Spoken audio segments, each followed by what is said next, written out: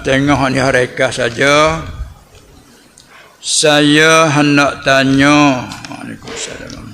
Saya tulis surat ni lah, nak tanya sedikit katanya. Dua berkali jatuh dah ni. Jatuh huruf dah berkali nak tanya. Dua beradik berkali nak tanya gitu, tapi dah tak ada. Nah, kata orang anggap dua berayak. Oh, tak nak sabar tu. Jatuh dah berkali. Dia kata dua beradik laki-laki kedua. Dua beradik laki-laki. Dua beradik laki-laki. Jatuh dua beradik tu. Lepas tu nak tanya anak sama anak boleh berkahwin ke tak? Lah, kalau jatuh sama jatuh tak boleh berkahwin. Tina sama tina tak boleh berkahwin. Ni tanya umum dah tu. Tapi pakai maklum dia panggil. Ditangguh atas yang maklum. Masalah Zaid dengan Umar dua beradik, katakanlah si ibu sebapa, saudara syaqiq dia panggil. Saudara si ibu sebapa panggil saudara syaqiq. Umar dengan Zaid tu. Saudara kandung panggil, saudara si ibu sebapa Arab panggil syaqiq. Baik.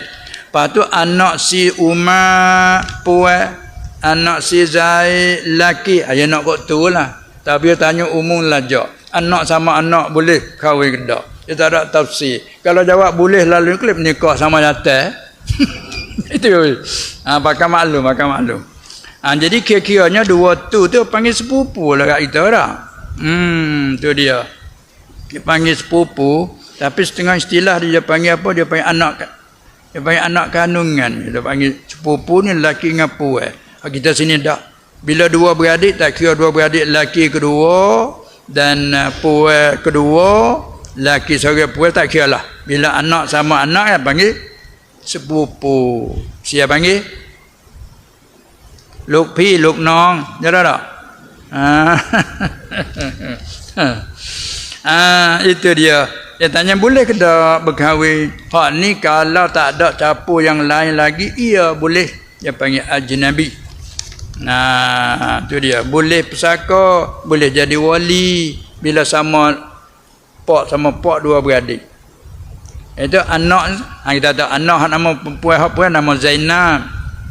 Anak si Umar laki nama Zaid. Zaid dengan Zainab sepupu. Ya ayah sama ayah dua beradik.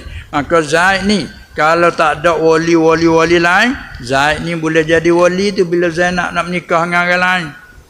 Bila dia nak menikah dia tak boleh lah wali lagi dia suami dia dua tamnai ke seorang tak boleh. Kena orang lain jadi wali hakim lah. Bila dia menikah, nak menikah dia sendiri kena pakai wali hakim. Tiba-tiba dia bercerai. Bila bercerai, Zainab lepas edah dengan dia, Zainab nak menikah. Bekas tak lelaki jadi wali. Wali tu dia. Itu rupa. Boleh. Malaikat ada campur sah lagi. Lagu mana campur? Kadang-kadang golek orang. Sepupu tu sepupu dah. Kadang-kadang tak periksa sah lagi. Gidak sakup susu sah lagi. Kadang-kadang dia tempat dia jadi betul mana? Ni anak dia, cucu dia kedua. Tok duk wisusu. Yang ada kadang-kadang boleh anak pakat gidak serah ketok dia tinggal kerja, serah ketok dengan budak ni yang dicucu lah. Patut muda-muda kan. Tok buat umur berapa ya tok pun punya tok yalah, tapi 40 lebih tok dia. Duk tukar lagi anak dengan cucu. Duk beranak alik-alik tok pun. Ya itu kan. Ya anak-anak hak sulung puan cepat boleh cucu. Lepas tu cucu kecil ni pergi serah ketuk, ni pergi serah ketuk. Tok lah duk bela. Duk wisusu tok dia duk susu 3 beranak. Cucu 2, tok susu. Maka bila cukup syarat 5 kali dia anak ni belum sampai umur 2 tahun, maka panggil anak susu. Cucu dari segi nasab, anak dari segi susu. Tok tu nama apa? Maryam misalnya. Zainab, Zaid, cucu si Maryam. Tapi dua-dua masa kecil dulu duk susu di Tok Maryam itulah. Panggil anak susu Maryam. Maka dua ni kena pula ni. Dua saudara susu. Maka tak boleh sebab tu. Nah, sebab jadi dua syarat susu. Cerita itu terjadi kepada Nabi kita sendiri sallallahu alaihi wasallam selepas tepat nak tahu hukum tu lepas berlaku perang Uhud. Ya, bila perang Uhud kematiannya Hamzah. Sayyidina Hamzah radhiyallahu anhu sayyidus syuhada. Bila mati Hamzah dia tinggal anak-anak. Beberapa orang anak juru-juru anak Hamzah, anak perempuan. Rupa pun juru, rupa pun elok, perangai akhlak bagus. Bila mati Hamzah tinggallah anak. Maka pernah Sayyidina Ali radhiyallahu anhu beri pengusaran, ya Rasulullah, patut bagi Rasulullah ambil anak Hamzah tu, sepupu engkau tu, ambil buat jadi isteri, layak sekali dengan Rasulullah, bagusnya pula. Apa pula halah dia dengan ibu. Di situ tu bait hukum tu. Belum tu tak tahu lagi bait ahli sur gitu tu. Dia kata aku dengan Hamzah ni pernah susu masa kecil dulu di seorang ibu susu Suwaibah. Artinya Nabi SAW dengan Hamzah ni pak nakal segi nasab. Dua beradik susu. Segi-segi dia susu di satu ibu susu masa kecil dulu. Lalu dia kata yahrumu minar radha' ma yahrumu minan nasab. Au kama qal, haram kerana susu oleh barang yang haram kerana nasab.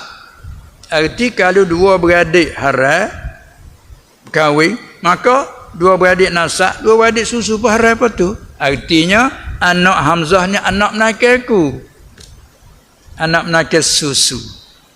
Tapi kalau nasab sepupu, tu ya ahli susu ambil dengan sepupu. Tapi kerana kena sah lagi susu, tak bolehlah anak susu.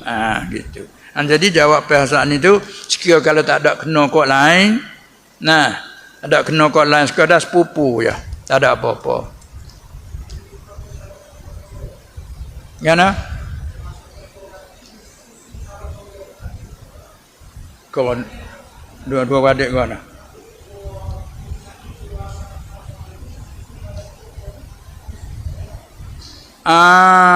Beda jadi itu orang panggil anak susu. Dengan hak ni anak nakal susu. Tu. Tu tepat susu ni tepat nak jadi kadang nak silap perak kita ni tak cara ni. Iya.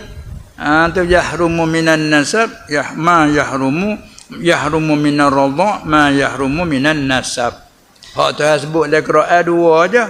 Wa ummahatun nisaikum minam apa wa ummahatun nisaikum wa ummahatukum minar radha'ah kan. Ibu kamu dari susu. Mari dalam hadis tu bait 7 apa tu? Ya.